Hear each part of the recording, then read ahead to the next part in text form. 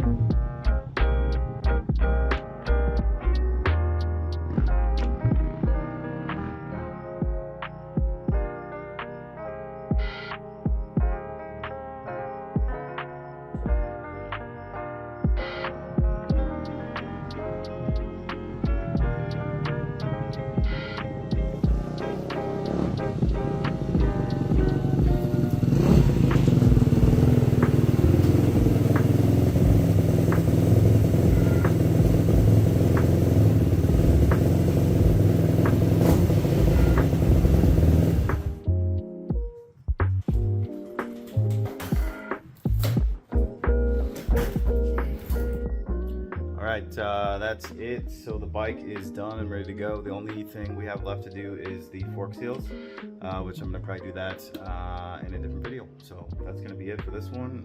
Thanks. See you guys next time.